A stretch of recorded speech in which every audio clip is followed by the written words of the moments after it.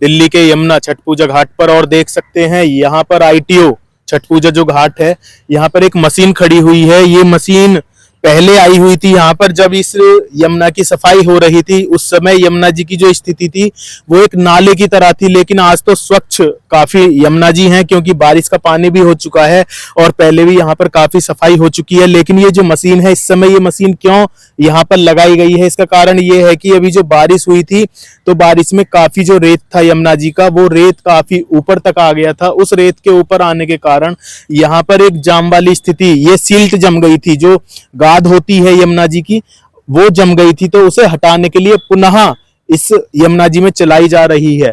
तो इसलिए इसको यहाँ पर खड़ा किया गया है। मैं आपको दिखाता हूँ, वहां पर यमुना जी का पुल है और अभी भी पानी काफी ऊपर तक है। पहले इतना पानी नहीं था। यहाँ पर जो जल है, ऊपर जो बाउंड्री लगी हुई है, जितनी भी बाउंड्री है ऊपर, वो सब बंद करा दी गई थी, वेल्डिंग करा दी गई थी वहां पर। लेकिन अभी भी क्या है, कुछ लोगों ने जाली तोड़ करके, जो ऊपर वहां पर दिख रहा है, वहां के जाली को तोड़ रखा है और वहां से ऊपर से कूड़ा कचरा फेंक देते हैं यमुना जी में, या सिला देते हैं एक तरीके से कहा जाए। और कुछ लोग यहाँ पर मछली भी छोड़ने आते हैं। अभी भी मैं इस मशीन के नीचे दिखाऊंगा आपको। इस मशीन के नीचे भी बहुत सारी पॉलीथीन और बहुत सारा कूड़ा है, माला है और कूड़ा है।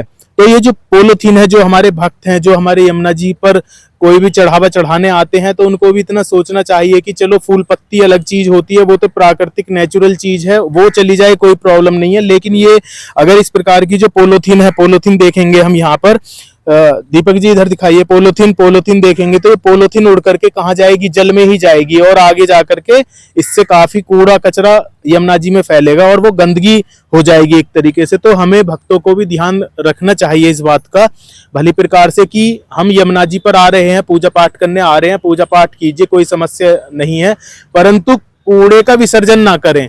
जो आप सामग्री ला रहे हैं अपने जल में थोड़ी सी चढ़ा दो, अपने रख दो, पंडित जी से पूछ लो क्या समाधान है उसका, परंतु उसे ये नहीं है कि तुम घर से पॉलीथीन भी ला रहे हो तो पॉलीथीन भी फेंक दोगे। देखो यहाँ पे कपड़े छोड़ करके चले गए हैं, नहा करके कपड़े छोड़ करके चले गए हैं। इधर है सारा का सारा पानी में, उधर मशीन के पास में वो सारी की सारी गंदगी फैल रही है। पीछे से देखो पॉलीथीन आ रही है उधर से। और यहाँ पर शनिवार और मंगलवार 2 दिन ऐसे हैं जिस दिन यहाँ पर इतने ज्यादा टोने टोटके किए जाते हैं। यहाँ आप देखेंगे शनिवार को और मंगलवार को यहाँ पर कम से कम 100 भक्त होते हैं। 100 भक्त मीन्स 100 पुजारी ऐसे जो यहाँ पे टोने टोटके कराते हैं। कई बार यहाँ पर मुर्गा जो होता है, मुर्गे की भी काट करके यहाँ पे छोड़ दिया जाता है, उसकी हड्डी पड़ी हुई मिलती है कई बार यहाँ पर। मैं अपने कैमरामैन से बोलना चाहूंगा कि यहाँ दिखाइए जरा, देखिए ये बिल्कुल घाट है और घाट के ऊपर ही यहाँ पर पॉलीथीन इतनी सारी पड़ी हुई है, आप देख सकते हैं। बताइए, यदि इस प्रकार से पॉलीथीन और जो गंदगी है वो आप यहाँ पर छोड़ करके जाओगे तो यमुना जी, केवल सरकार का दायित्व नहीं है यमुना जी को सफाई करना, हमारे जो दिल्ली के जो युवा हैं या दिल्ली के जो भक्त हैं, दिल्ली के जो लोग हैं, उनको भी ये सोचना चाहिए कि आप यहाँ गंगा जी में यमुना जी में नहाने आ रहे हैं, पूजा पाठ करने आ रहे हैं। ये हम माता का, हमारे शास्त्रों में इनको सम्मान मिलता है, माता बोला जाता है, तो माता की जो गोद में है आप केवल कूड़ा कचरा ही फेंकने आओगे यहाँ पर, तो ये तो काफी गलत लगता है। देखिए उधर पक्षी हैं, कबूतर, ये भी दाना चुग करके यहाँ पे जो भक्त कुछ ना कुछ करके जाते हैं उसको खाना खाते रहते हैं। ये तो यहाँ पर इस प्रकार की स्थिति है। अब ये टेंट लगा हुआ है, ये जो टेंट लगा हुआ है, ये टेंट है इसका मशीन वालों का, क्योंकि ये जो यमुना घाट पर मशीन की जो मशीन द्वारा जो साफ सफाई चल रही है उसकी व्यवस्था, ये रात में यहीं पर सोते हैं और दिन में अपना सुबह सुबह निकल ही आते हैं। आइए दीपक जी इधर दिखाते हैं, दिन में निकल जाते हैं। देखिए ये मैं आपको दिखाता हूँ टोटके इस प्रकार के टोटके हैं, टोटके दिखाइए, टोटके इस प्रकार के करके जाते हैं लोग। ये नींबू कटा हुआ है इसमें और बहुत सारी चीजें हैं, तो पूजा पाठ करके जाओ। लेकिन इस प्रकार ये सिगरेट जली हुई, बताओ क्या सिगरेट का आविष्कार हो चुका था पहले जब हमारे शास्त्र लिखे गए थे, तो ये सिगरेट यहाँ पे जला रहे हैं। बताओ क्या होगा सिगरेट से, इससे है ना, धूपबत्ती के पैकेट है यहाँ पे, ये सब टोटके हैं, ये सिगरेट के टोटे पड़े हुए हैं सिगरेट के। तो बताओ सिगरेट है, इत्र है, इस प्रकार की व्यवस्था है। क्या हमारे शास्त्रों में लिखा हुआ है कि टोटके इस प्रकार से करने चाहिए सिगरेट पी करके? तो ये थोड़ा मेरे मन को विचलित करता है और ये दिल्ली वासियों के मन को भी विचलित करना चाहिए, क्योंकि इस प्रकार से यदि आप अपने हमारी संस्कृति को नहीं जानोगे, हमारी संस्कृति में कहीं ऐसा नहीं लिखा हुआ है कि जल को गंदा करो, जबकि हमारी संस्कृति में तो इस प्रकार की व्यवस्था है कि जल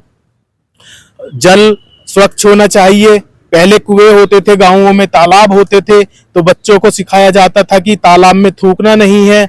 अगर हम गंगा जी में, यमुना जी में जा रहे हैं, नहाने जा रहे हैं, तो उसमें मूत्र विसर्जन भी नहीं करना है, क्योंकि वो हमारे शास्त्रों के अनुरूप नहीं है। शुचिता होनी चाहिए, स्वच्छता होनी चाहिए। और मैं आपको दिखाता हूँ, ये देखिए, ये सब हमारे जो स्थिति है, ये पूजा पाठ की सब सामग्री यहाँ पे रख के चले जाते हैं लोग। अब दीपावली आएगी, अभी दशहरे पर रख करके गए हैं, दीपावली आएगी, सब यहीं रख जाएंगे और वो धीरे धीरे नीचे कूड़े के रूप में चला जाता है। ये बतासे देखो यहाँ डाल रखे हैं, बतासे तो इस प्रकार बर्फी हैं, बतासे हैं। तो ये एक गंदगी जो है, वो सरकार को भी इस पे ध्यान देना चाहिए और सरकार को एक ऐसी कमेटी बना करके यहाँ पर ये व्यवस्था करनी चाहिए कि कोई भी व्यक्ति यहाँ पे टोना टोटका ना करे। और यदि कोई भी व्यक्ति यहाँ टोना टोटका करने आता है, जैसे आप ब्रजघाट गंगा जी पे जाओगे, तो ब्रजघाट गंगा जी पे जाने के बाद में आपको देखोगे वहां पे कोई भी व्यक्ति वहां जल में अपनी सामग्री भी विसर्जित नहीं कर सकता है, क्योंकि उसका एक अलग कुंड बना रखा है सामग्री विसर्जित करने का। सामग्री विसर्जित होने के उपरांत वो फिल्टर होकर के आगे जल में समाहित हो जाती है। तो इतना ही मेरा कहना है दिल्ली वासियों से, यदि आप स्वयं स्वच्छ रखेंगे यमुना जी को तो स्वच्छ रहेगी, अन्यथा आपने पहले देखा ही है यमुना जी की जो स्थिति है किस प्रकार की रही है। इसी के साथ बस मैं आपको यही एक संदेश देना चाहता हूं कि स्वच्छ रखो, जिससे आपकी आने वाली जो पीढ़ी है उसको भी आप ये जो विकास हो रहा है, सस्टेनेबल डेवलपमेंट होना चाहिए, तो उसका आगे वाली जो पीढ़ी है उसको भी उसका लाभ मिले। यदि आप ही सब इसको गंदा करके चले जाओगे तो आपकी जो आगे आने वाली पीढ़ी है वो कैंसर से और दुनिया भर की बीमारियों से, वायु प्रदूषण से, जल प्रदूषण से ग्रस्त हो जाएगी। जल ही स्वच्छ नहीं रहेगा तो हमारे शरीर में 70% जल होता है, तो कैसे हम स्वच्छ रह पाएंगे, कैसे स्वस्थ रह पाएंगे।